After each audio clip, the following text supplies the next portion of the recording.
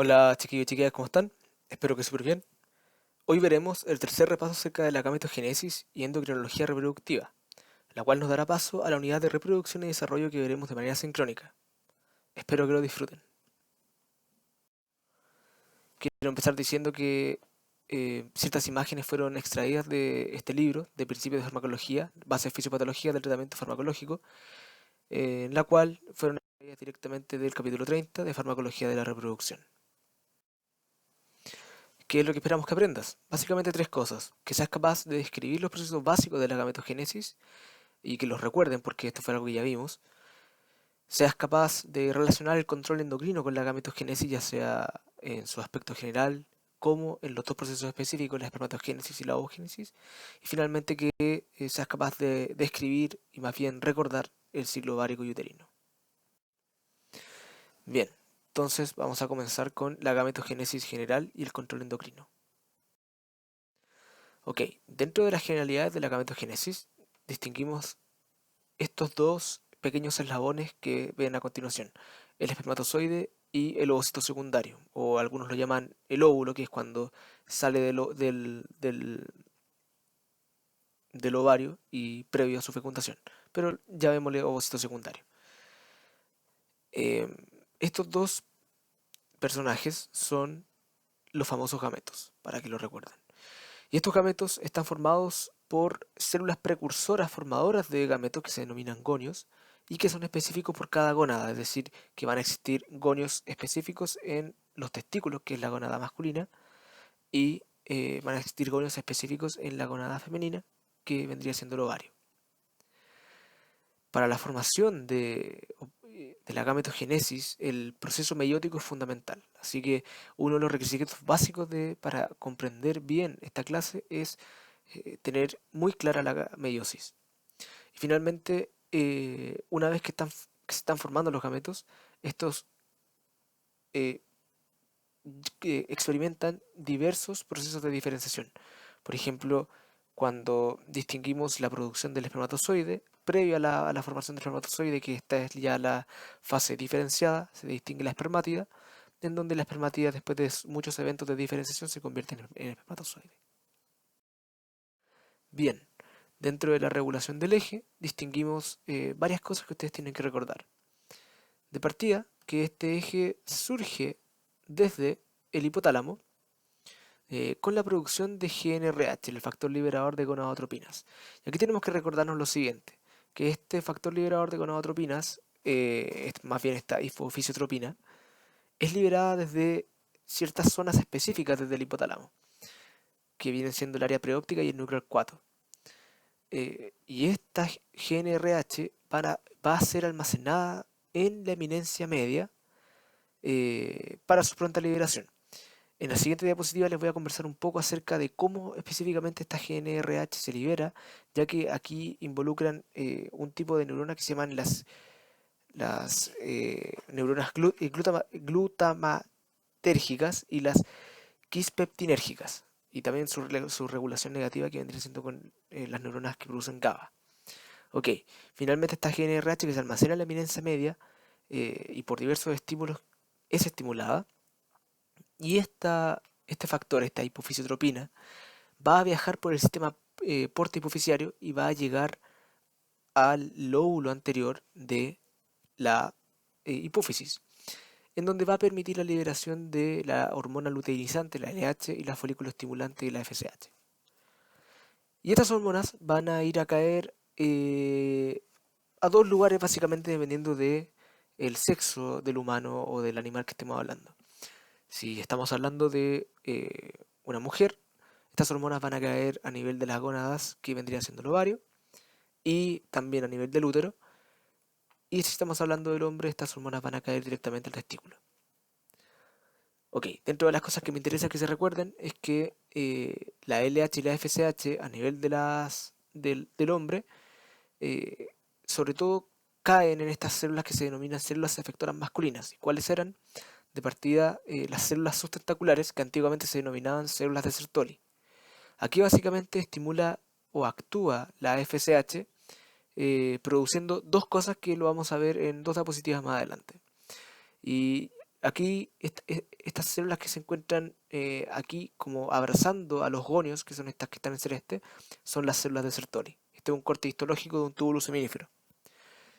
Y las segundas células efectoras masculinas son las células intersticiales, que antiguamente eran las células de Leydig, que básicamente son estas celulitas que se encuentran por fuera del túbulo seminífero, en el intersticio, y es donde actúa la LH y principalmente se produce la testosterona. Por otro lado, dentro de las células efectoras femeninas se encuentran las células de la teca, que son estas células que básicamente le forman el techito a este gran folículo, que es el folículo de Graf, este estadio final de, del folículo previo a la liberación de los ovocitos secundarios, en donde la LH actúa aquí básicamente en las células de la teca, ya sea en la teca externa como en la teca interna. Y acuérdense que la LH a nivel de la célula de la teca producía testosterona para que en conjunto con la FSH y la LH que actúan en las células de la granulosa, que es la otra célula efectora femenina, que se encuentran por aquí por abajito de las células de la teca, si se fijan están al ladito. La LH en la célula de la teca produce testosterona que finalmente las células de la granulosa, en conjunto con la ayuda de la FSH, porque la FSH permite la estimulación de la aromatasa, van a permitir que esta testosterona producida por las células de la teca sean convertidas en estradiol o estrógenos por parte de las células de la granulosa. Finalmente, en las células de la teca actúa solamente la LH y en las células de la granulosa actúa principalmente la FSH, pero también la LH. Bueno, y con respecto a la GNRH, tenemos que distinguir varias cosas. De partida tienen que acordarse que estas neuronas productoras de GNRH se encuentran en el núcleo arcuato del hipotálamo. Y como ya hemos dicho, esta GNRH va a ser la que va a estimular finalmente la adenopófisis y va a producir la LH y la FSH. Pero como ustedes recordarán, nosotros habíamos dicho que la GNRH no es que se secrete continuamente, sino que se secreta a pulsos. ¿Ya? Bueno, la verdad es que si bien actualmente se han dilucidado ciertos mecanismos neuroanatómicos con respecto a las vías que están involucradas en este mecanismo de pulsatividad de estas neuronas, no se tiene muy claro. Sin embargo, lo que se ha visto es que en ciertas neuronas de ratas que se han extraído del hipotálamo de ellas, se ha visto que estas neuronas secretan por sí solas, in vitro, secretan por sí solas GNRH a pulso. ¿Ya? Entonces por eso es que se les dice que estas neuronas son básicamente el marcapasos del eje hipotálamo hipófisis gonadal. ¿A qué nos referimos con marcapasos? Que estas neuronas tienen dentro de su configuración nuclear les permite que cada cierto tiempo secreten un pulso y que eso está de manera intrínseca en las células. Entonces la misma célula sabe cuándo secretar y se ha visto que este pulso es más o menos cada una hora. Ahora bien, lo que sí se ha descubierto, como les decía, son estas vías que modulan esta pulsatabilidad de esta neurona GNRH y que vendrían siendo un set de neuronas, como por ejemplo estas neuronas que son las eh, quispeptaminérgicas, las neuronas glutamatérgicas y las GABAérgicas. Estas neuronas quispeptinérgicas, que son las que liberan una hormona que se llama quispeptin o un neurotransmisor en realidad, en conjunto con el glutamato, estimulan a la neurona GNRH para que produzca GNRH. Y las neuronas GABA son las que inhiben a estas neuronas. Ahora bien, la importancia de estas neuronas quispeptinérgicas es que pueden ser moduladas por los estrógenos. Tal cual como lo vemos en la siguiente diapositiva, que aquí tenemos las neuronas quispeptinérgicas, que son las que producen este neurotransmisor KIS o péptido KIS, que básicamente, como ustedes pueden ver acá, pueden ser estimulados por los estrógenos y la progesterona. A su vez también pueden ser inhibidos por la progesterona y los estrógenos, dependiendo, como les decía, de la concentración. Y no tan solo de la concentración, sino que también del lugar anatómico en donde nos encontremos. Por ejemplo, en el núcleo 4 siempre van a inhibir estas hormonas a estas neuronas, pero en el área periventricular que también se produce, están estas neuronas, tienden a estimularla. Entonces, dependiendo del ciclo, lo que se ha visto actualmente es que dependiendo del periodo en que estemos, ciertas partes del hipotálamo están más estimuladas que otras. Y esa es la razón por la cual es que en cierto periodo del ciclo los estrógenos y la progesterona inhiben la producción de GnRH, pero pasado cierto periodo del ciclo estas hormonas comienzan a estimular, que es porque en una parte del ciclo el núcleo acuato está predominando sobre este otro núcleo y después, previo a los 2 días del pic de LH, está predominando el área periventricular por sobre el núcleo arcuato de la funcionalidad de las neuronas quispeptinérgicas. Ahora, lo que le acabo de explicar, ojalá me lo hayan entendido, no es algo que les van a preguntar en la PTU, es solamente para expandir su conocimiento acerca de la endocrinología y la gametogénesis. Entonces, retomando un poco el mecanismo general acerca de cómo el sistema endocrino regula la gametogénesis, es importante aquí que visualicen los mecanismos de acción de estas gonadotropinas. De partida, si lo visualizamos en el varón, em, como ya habíamos dicho, la LH actúa en las células intersticiales de Leydig y la FSH actúa en las células de Sertoli o en las células sustentaculares. Y como ustedes pueden ver acá, la LH, que es un péptido, básicamente actúa en un receptor y este receptor después lo va a recibir o va a generar un segundo mensajero y va a hacer ciertas acciones. Y dentro de estas acciones que realiza este receptor de LH cuando la LH se ancla a su receptor, es que estimula la mayor síntesis de testosterona. ¿Cómo hace esto? Es porque estimula una gran cantidad de enzimas que van a conllevar a la mayor síntesis de esta hormona. Bien, esta testosterona lo que va a producir, o las consecuencias de la producción de esta testosterona son dos. Uno, que obviamente va a aumentar la concentración de testosterona a nivel sistémico, a nivel plasmático, y lo otro es que va a aumentar la concentración de testosterona a nivel local. Y este aumento de la concentración local de testosterona va a irse hacia las células sustentaculares. Y acuérdense que la testosterona es un derivado del colesterol, por ende es apolar y es una molécula que puede atravesar la membrana lipídica o la membrana plasmática sin ningún problema. Tengan en cuenta esto, que la testosterona aumenta a nivel sistémico y aumenta las concentraciones sistémicas, y esto va a conllevar al aumento de las características sexuales secundarias del hombre y un aumento de la concentración local que va a permitir básicamente la migración de esta testosterona desde las células de Leydig a las células de Sertoli y va a aumentar la concentración intracelular de testosterona en las células de Sertoli. Bien, acuérdense de eso. Y ahora, la FSH, cuando también, que es un péptido, también necesita un receptor para actuar en segundo mensajero. Básicamente esta FSH lo que hace cuando se une a su receptor de FSH es que todo esto va a culminar en la mayor síntesis de un receptor que se llama el receptor de unión a andrógenos, Androgenic Binding Protein. Y este receptor sirve básicamente para que con la ayuda de la testosterona y la unión de la testosterona con este ABP, que todo esto ocurre intracelularmente, va a crear los requisitos para que esta célula sustentacular permita la producción de espermatozoides. Si bien no la producción directamente, va a permitir el apoyo para que se genere de manera adecuada la espermatogénesis. Si es que no hay testosterona y hay receptor, lo que ocurre es que solamente va a haber receptor y la célula sustentacular no va a poder ayudar a la síntesis de espermatozoides y por ende no va a producirse una espermatogénesis adecuada.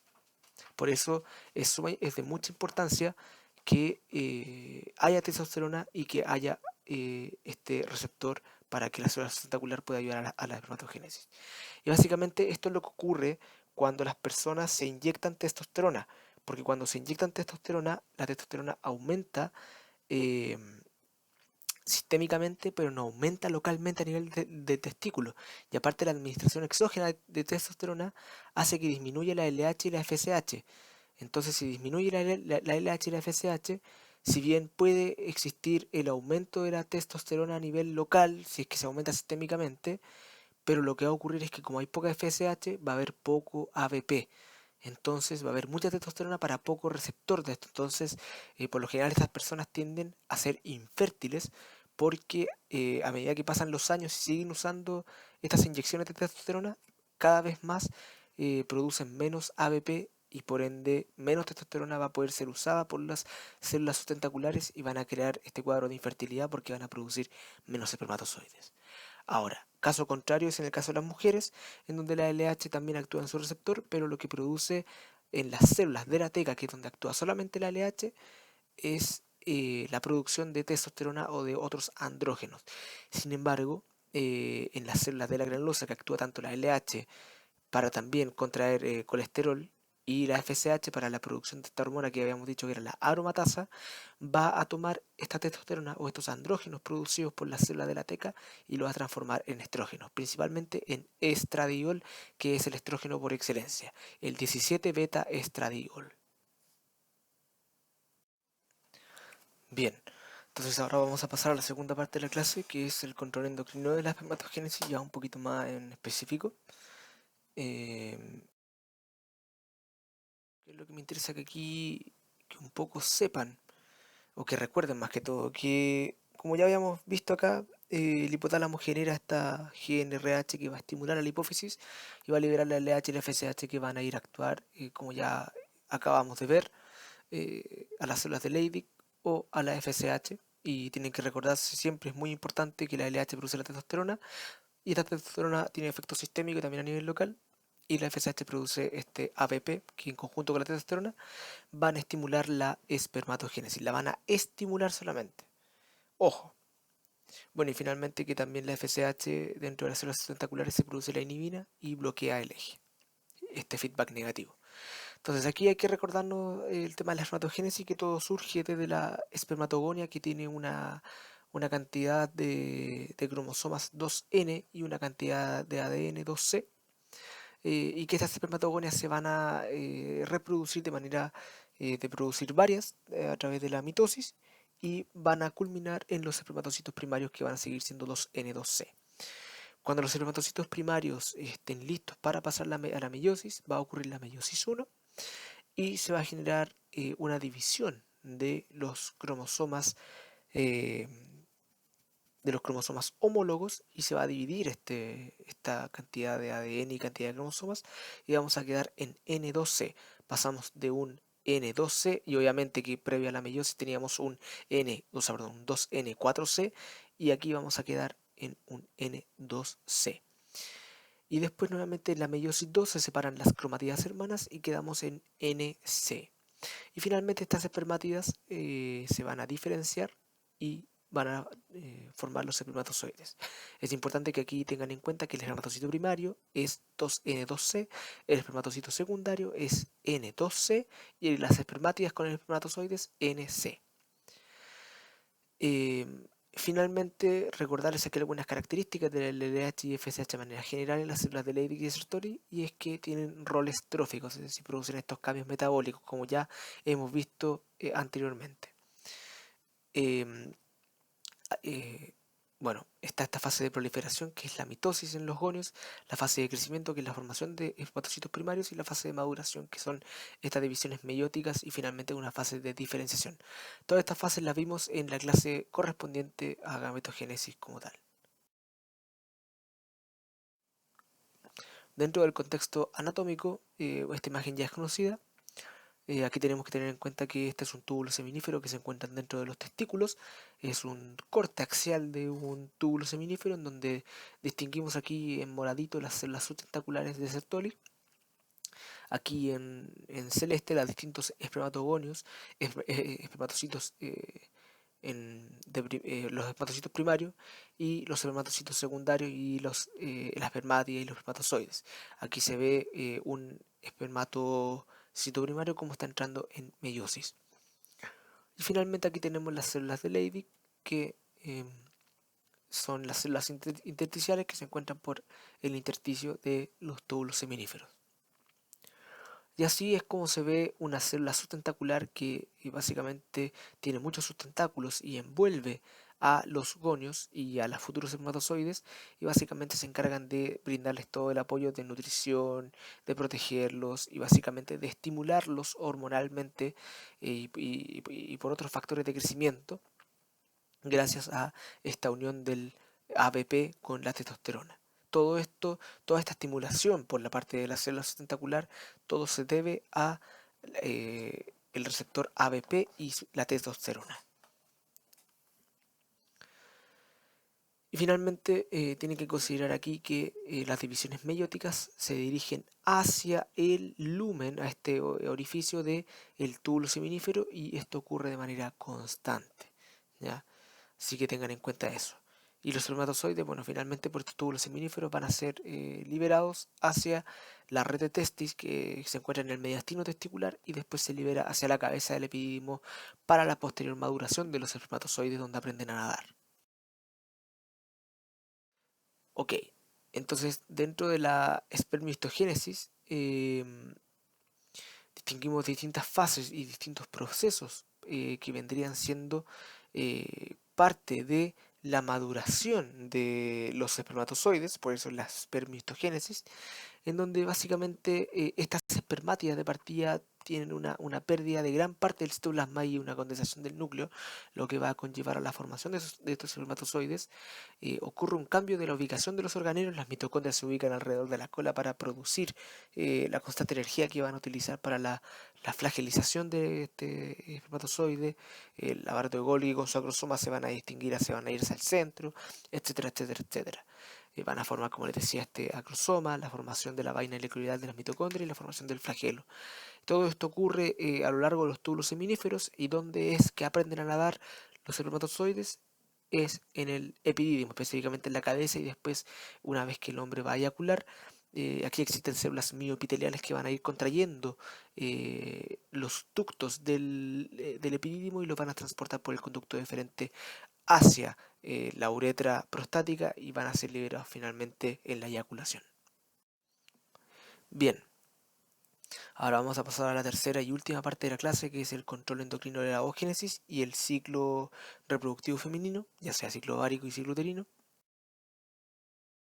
Tenemos que recordarnos que en la ovogénesis nuevamente ocurren cosas similares que en la espermatogénesis, fases de proliferación, fase de crecimiento y fase de maduración. De partida de la fase de proliferación ocurre justamente en la etapa fetal, ocurre dentro de la vida uterina, que hay mitosis múltiples, es decir, que estas células germinativas van a producir muchos ovogonios y estos ovogonios van a seguir produciendo ovogonios en múltiples cantidades, alrededor de 4 millones. Finalmente, dentro de la misma vida intrauterina, en la etapa fetal de la mujer, se van a empezar a formar estos ovocitos primarios, pero van a quedar detenidos en profase 1, ¿ya? Van a quedar detenidos en profase 1, llamándose ovocito primario, es decir, van a ser 2N4C porque van a tener su material genético duplicado, pero aún no van a haber hecho su primera división meiótica, porque están en profase 1. Acuérdense que la división meiótica ocurre en anafase 1. Todo esto en la vida prenatal o en la vida intrauterina de la mujer. Luego, cuando la mujer nace, y alrededor de los 10, 11, 12 años como máximo actualmente, cuando se desbloquea el eje hipotálamo hipófisis gonadal eh, y se activan todas las hormonas, se conlleva al seguimiento de la fase de maduración, en donde este ovocito primario va a realizar su primera meiosis y va a liberar su primer polocito o su primer corpúsculo polar y va a quedar detenido en ovocito secundario, va a quedar detenido en específicamente en la bueno, hay algunos autores que dicen que queda detenido en la profase 1, en la profase 2 y otros que dicen que queda detenido en la metafase 2. A mí me gusta más decir que queda detenido en la metafase 2. Y finalmente, cuando se fecunda este ovocito secundario, es decir, cuando el espermatozoide entra, este ovocito secundario va a terminar el periodo de ovulación y va a liberar otro corpúsculo polar o el polocito secundario y va a terminar la meiosis 2 y ahí es donde el pronúcleo del espermatozoide con el pronúcleo del ovocito secundario van a poder unirse. La pregunta es, ¿Cuándo es óvulo el ovocito secundario? Bueno, el óvulo es un estadio muy chiquitito en donde el ovocito secundario libera su policito secundario y es previo a la fusión de los pronúcleos del ovocito y del espermatozoide. Entonces es un periodo muy corto el óvulo, es un periodo muy corto porque es cuando termina la fase de maduración del ovocito secundario, pero a los minutos después se une con el pronúcleo del espermatozoide. Entonces por eso a mí me gusta más hablar de ovocito secundario más que de óvulo, porque el óvulo es un periodo muy pequeño, muy pequeño. Bien, y como ya hemos repasado finalmente, la GNRH estimula la hipófisis libera la LH y la FSH que van a ir a actuar al ovario y también al útero. En el ovario actúa tanto en las células de la teca, solamente la LH, y en las células de la granulosa la FSH y la LH y producen tanto progesterona, estradiol, etcétera.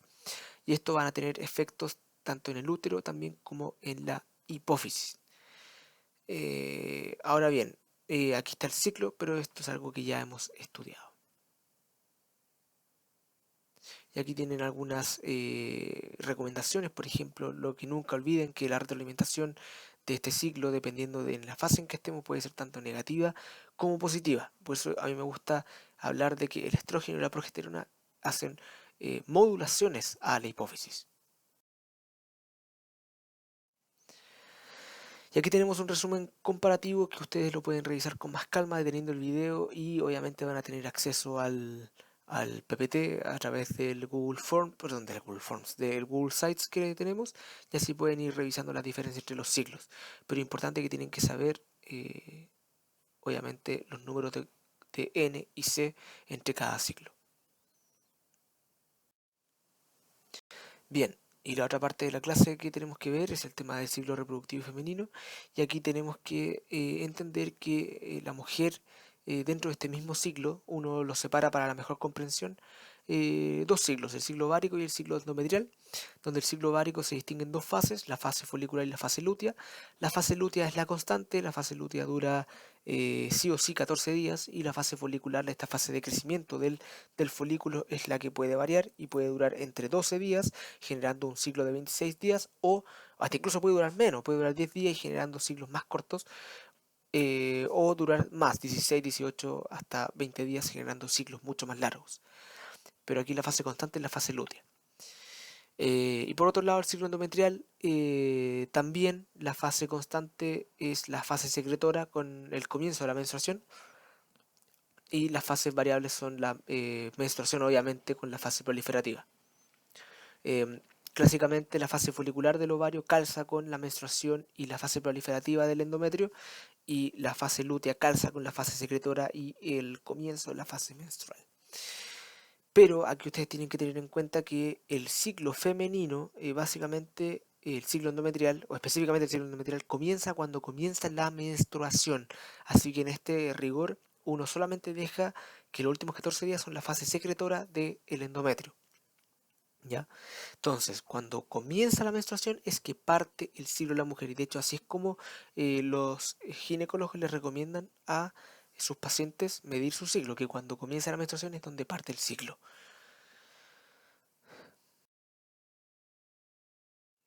Bien, entonces dentro de este ciclo ovárico se distinguen 7 etapas en donde básicamente,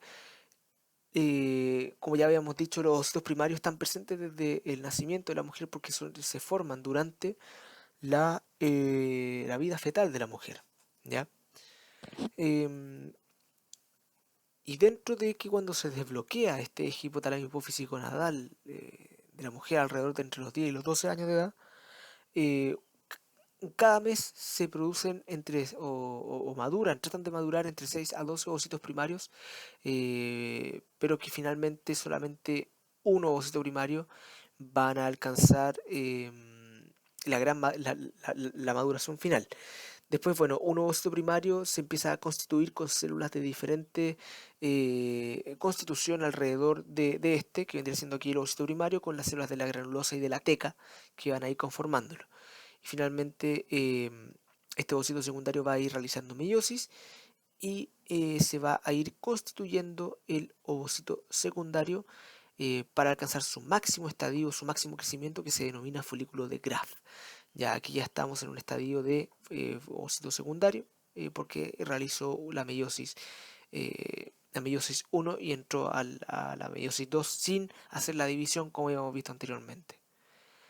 Y finalmente el día de la ovulación, que es cuando el ovocito secundario sale del ovario y que calza con el pic de LH, y dentro de las razones fisiológicas es porque este pic de LH va a producir una estimulación de unas enzimas que se encuentran aquí en el ovario que se denominan colagenasas y permiten la ruptura de eh, tanto de las células que rodean al ovocito secundario como ciertas partes perdón, ciertas células que rodean al ovocito y a las partes, al estroma del ovario van a permitir la liberación de este ovocito secundario hacia la tubotrina.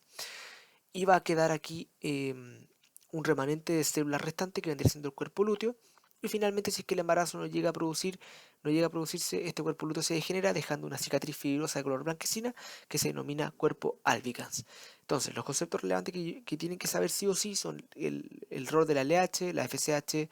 La FSH, ojo, aquí es donde el rol crucial de la FSH es estimular el crecimiento del folículo, es decir, no tan solo del folículo, sino que también del ovocito, y acuérdense de todas las acciones que hace, de producir esta hormona que va a producir el estrógeno, etcétera, etcétera, etcétera. Bueno, el estrógeno, la progesterona, la ovulación, el folículo, el cuerpo lúteo y el cuerpo de albicans, que es esta, que cuando no se alcanza el embarazo, el cuerpo lúteo se degenera, dejando esta cicatriz fibrosa blanca, rica en colágeno 1, que se denomina cuerpo albicans. Bueno, finalmente, para tratar de ahondar un poquito más en la formación de este folículo, para terminar el folículo de Graf, que es el folículo previo a la liberación del ovocito secundario para la formación del cuerpo lúteo, y tratar de explicar cómo es que se forma la corona radiada y la zona pelúcida, que es esto que se encuentra aquí, la zona pelúcida, después de que se fecunda, vamos a partir con el ovocito primario, que son estos que se encuentran ya desde la vida intrauterina, que tienen un ADN 2N, o sea, en realidad, claro, aquí les ponen 4N porque está duplicado el material genético y se encuentran teniendo metafase 1, entonces es como si hubiera una doble cantidad de ADN, pero bueno, ¿qué se le va a hacer? Entonces, pero quédense con que el ovocito primario se encuentra todavía en 2N4C, porque aún no se divide. Entonces tenemos aquí el ovocito primario y cuando se empieza a formar el folículo primordial es cuando le empiezan a comenzar, le aparece una membrana basal alrededor de estas células, que son las células de la pregranulosa que van a estar rodeando este ovocito primario. Luego, cuando estas células de la granulosa comienzan a crecer un poco más con la membrana basal que también se empieza a desarrollar, estas células de la pregranulosa empiezan a secretar una sustancia más o menos gelatinosa y llena de proteoglucanos que se le da el nombre de esta zona que es como pelitos, que se denomina zona pelúcida, que se encuentra entre las células de la pregranulosa, que ya son células de la granulosa, y el ovocito primario. Entonces tenemos desde dentro hacia afuera ovocito primario, zona pelúcida, esto verdecito que se ve ahí, tenemos la célula de la granulosa y la membrana basal, que es lo que va a componer el folículo primario. Entonces, ¿cuál es la característica distintiva entre el folículo primordial y el folículo primario? Es que en el folículo primordial tenemos células de la pregranulosa y en el folículo primario tenemos células de la granulosa ya con zona pelúcida entre las células de la granulosa y el ovocito primario. Luego tenemos el ovocito secundario, que es cuando ya estas células de la granulosa comienzan a multiplicarse y empiezan a generar estratos. En este caso, en esta foto hay entre dos estratos y aquí arribita tres estratos. Luego sigue la membrana basal que habíamos visto aquí arribita. Esta membrana basal sigue viendo acá. Y se comienza a expandir producto de factores de crecimiento y factores proliferadores. Se comienzan a desarrollar unas células alrededor, que son las células de la teca, van a formar este techito que van a cubrir a este folículo secundario que se está aquí formando. ¿Ya? Y finalmente el folículo terciario precoz, tenemos ya grandes estratos de células de la teca, en donde empieza a ocurrir diferenciaciones entre las células de la teca y se forma una teca externa. La teca externa es la que se encuentra en la periferia de este folículo, y la teca interna es lo que se encuentra por dentro de esta teca, pero no atravesando la membrana basal, porque todo lo que queda dentro de la membrana basal es las células de la granulosa, después vendría la zona pelúcida y el ovocito primario. Entonces aquí tengan en cuenta que desde dentro hacia afuera tenemos el ovocito primario, la zona pelúcida, las células de la granulosa con sus estratos, obviamente, la membrana basal, la teca interna y la teca externa, que ambas tienen células de la teca. Además, en el folículo terciario precoz distinguimos esto, que es como que un antro. Un antro es un espacio que contiene líquido, entonces aquí se le empieza a llenar de líquido, que vamos a ver que finalmente se le va aquí para formar, ¿cómo se llama? Este gran antro que se encuentra acá. Entonces, ¿cuál es la diferencia entre folículo y ovocito? Folículo es un conjunto de células, ya sea células de la granulosa, células de la teca, zonas pelúcidas, y el ovocito es solamente el ovocito. Entonces, tenemos que en el ovocito primario, el folículo primordial, el folículo primario, folículo secundario y folículo terciario precoz, todo esto el ovocito se encontraba en meiosis 1 y se llamaba ovocito primario. Sin embargo, después del folículo terciario precoz, ocurre la primera división meiótica, se completa la primera división meiótica y se pasa a llamar ovocito secundario, en donde pasamos al folículo de Graf o folículo terciario tardío, ¿ya? En donde distinguimos ya una teca externa y una teca interna mucho más desarrollada y mucho más ordenada, la membrana basal, las células de la granulosa, ya sea que van a estar cubriendo la membrana basal y van a estar rodeando aquí al ovocito secundario, la zona pelúcida y el ovocito secundario. Entonces aquí, como ustedes pueden ver, eh, una de las diferencias entre el folículo terciario precoz y el tardío o el folículo de Graf, que es lo mismo, es la gran cantidad del antro. Y aparte de que el ovocito se encuentra en meiosis 2, porque ya completó su primera división meiótica, ovocito secundario. Y aquí, como ustedes pueden ver, las células de la granulosa hacen aquí un cúmulo celular, como un cuello que conecta todo este techito, las células de la teca y las células de la granulosa que están por dentro de la membrana basal, con las células de la granulosa que rodean este ovocito secundario, que se denomina cúmulo o foro.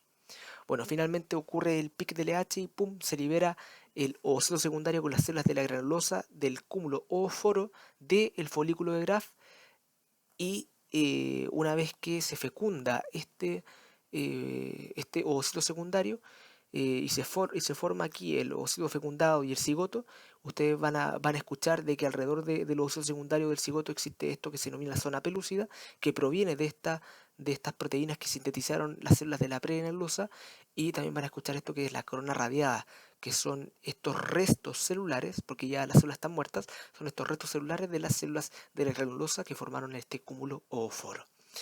Y bueno, y esto que queda de la teca externa y teca interna y las células de la granulosa, pero por dentro de la membrana basal, es lo que van a formar el cuerpo lúteo. Acuérdense que el cuerpo lúteo es el principal productor de progesterona y es el que mantiene básicamente que el endometrio siga engrosado para que el embrión se pueda implantar. Entonces, tiene que acordarse que la progesterona se produce tanto en las células de la teca, de la teca como en las células de la granulosa, producto de los estímulos de la LH y la FSH. ¿Ya? Bien, entonces ahora un poquito más aquí revisando lo que les quería decir acerca del ciclo ovárico, que el ciclo ovárico parte con la menstruación y básicamente la fase constante del ciclo es la fase lútea del ciclo ovárico o la fase secretora del ciclo uterino, pero la fase variable es la fase folicular y aquí depende básicamente de hartos factores, donde uno de los principales es eh, la concentración de FSH. ¿Ya?